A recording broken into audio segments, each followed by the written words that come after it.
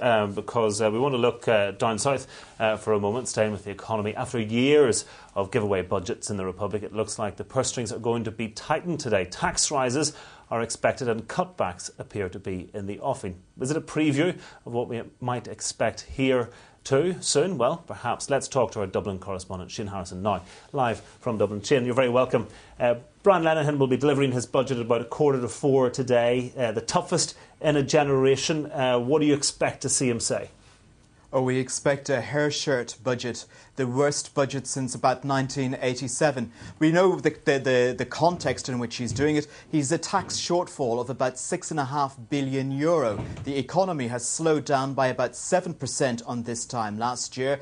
The construction boom, the end of that, well, that's got a lot to do with this. Unemployment is creeping towards 8%. That's what's expected next year. At the moment, it's just over 6%.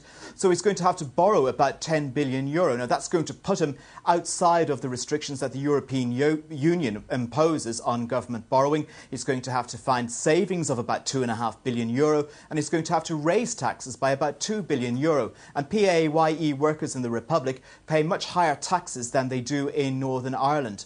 Now, the Minister is very much aware of that, but he says that he's going to try and make sure that people on the lowest incomes fare best, and he's going to really hit hard those on a middle income. Looking at some of the speculation, there's speculation about, for instance, a 2% tax hike on people earning more than €100,000 a year. Those are the guys people, I suppose, think have had it good over recent years. Well, I think that's very fair, but we don't know the detail of that because some of the leaks coming from within government circles suggest that there's going to be a levy on all income, no regardless of tax credits. So I think whatever happens, there's certainly going to be tax increases. They're going to try and skew them mainly at middle income and high income earners. They say that what they're trying to do is to stabilise the economy so that when the upturn does come, the Republic will be in a position to take advantage of it. Now, you say it's a hair shirt budget. Of course, it was Charlie Haughey who famously referenced the hair shirt while he was buying Charvet shirts in Paris.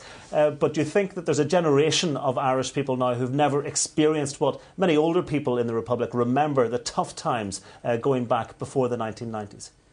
Yes, I think this is very much a generational thing. People of my generation would well remember the bad old days of the 1980s, what are called the Celtic Cubs, those who grew up during the Celtic Tiger years. Well, this would be completely new to them. They would never have experienced emigration. What they're more used to is immigration.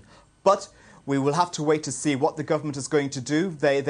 We do know that they may well cut back on the National Development Plan. Now, there will be some Northern Ireland interest in this because the government last January proposed spending about €1 billion on roads, for example, between Dublin and Londonderry, between Derry and Letterkenny, between Enniskillen and Sligo, and indeed, if my memory serves me right, around Larne as well. Also money going towards the City of Derry Airport. We don't yet know what's going to happen to that. There has been talk that the government will have to make some cutbacks on the National Development Plan or maybe reduce the timescale in which they hope to complete some of these projects. Well, that's what may affect some of the road projects. Shane, of course, people here are also mindful of the price of petrol and maybe nipping across the border to get a bargain. What about the old reliables such as petrol and booze and smokes? Well, I think that we can expect some increases on the old reliables. Anybody who's travelled towards Northern Ireland in recent weeks would know that there's a huge increase in the number of Southerners travelling north to take advantage of the weak sterling. Now, we do know that cigarettes will almost certainly go up by a big amount, possibly as high as 30 cent.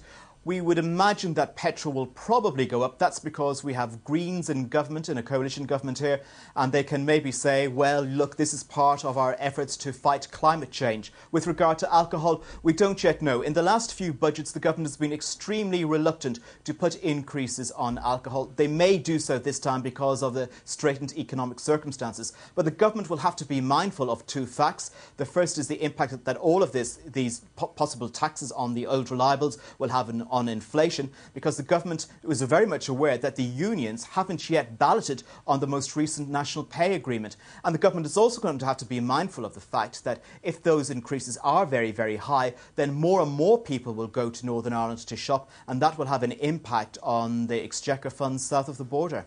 Now, Shane, I heard a story from someone recently who heard Bertie Ahern speak at an after-dinner speech. And with his tongue-in-cheek, he mentioned all the terrible woes the country was going through at the moment. Banks in trouble, inflation, unemployment. He said none of that happened while I was Taoiseach. Brian Cowan has had some lousy luck here. What are the political ramifications of all of this? Well, you might say he's had lousy luck, and indeed Brian Lenihan, the new finance minister, said that it was his misfortune to take over the economy when things were going downhill very, very fast. But on the other hand, I would be of the view that politicians make their name by taking tough decisions. And we do know that this is going to be a tough budget. We know that next year will probably be equally tough. But we're only at the start of the general election cycle. We're only just into year 2. The next general election isn't due until nearly 4 years away. I think the government knows that they're probably not going to do well in next year's local and European elections, but their eyes will be firmly on the general election, and they have enough time to turn it around. That would be their view. They're also very much aware that at the moment as well, they don't really have to face a David Cameron type figure on the opposition benches. Shane, many thanks indeed. Well, Neill Gibson is still with us. Neill, it's interesting looking at what's happening in the Republic of Ireland, and in relation to certain areas there is going to be an impact here in Northern Ireland. I mean, property is the obvious one, isn't it?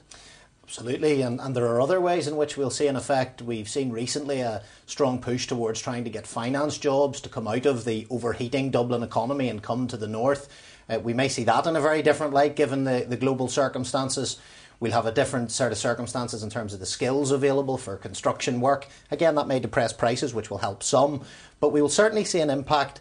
We will also see, as we heard there from your correspondent, that we mightn't get the road developments, the cross-border initiatives that we'd hoped for.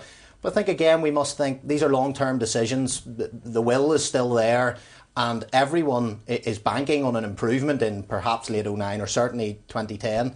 Now, I would caution slightly against that. That's not a given. A message I always want to get across is there's no given right to everybody getting richer every year.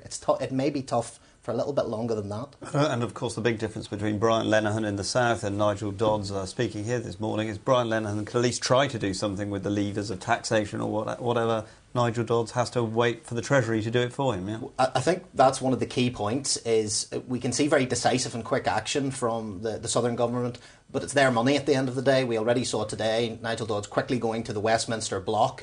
And I think that brings an important point to the public at large, that we have an executive to run the economy, but their powers are actually very, very limited in situations such as this. And I think we'll see that pan out over the next 12 to 18 months. And I think it's actually a very difficult challenge for politicians not to go too quickly to excusing and looking to the Westminster as the way out. People will expect them to be custodians of the economy, even if they have in reality very limited powers. And Neil, just on a sort of political analysis of things, we've seen the union come into question here in relation, say, to Scotland, with some people now saying, well, look, it proves Scotland couldn't be independent. 2 of your banks frankly have gone out of business. We see the Republic in trouble in some respects. You know, it has a play in effect. The economics is now moving into this sort of discussion over a union, whether it be Scotland and Great Britain, or even perhaps Northern Ireland and the Republic. It does indeed. I mean, in economics generally people think of big being good, and economic unions tend to bring benefits. But only a few years ago we were talking about Iceland as the model state of how small peripheral economies can do well on their own, and now in many ways it's effectively bankrupt. So I think this will bring a different pressure on how we can tackle problems together, and the question of whether it's very interesting political one as to where economically Northern Ireland's fortunes would have been better. Historically within the UK we would have been in a much stronger position, strong financial position. Recently we've all hoped that we could emulate the South's economic performance, and now things have changed again, and it just shows you that the political and economic dimensions are much closer tied than people believe that they are. Neill Gibson, many thanks indeed.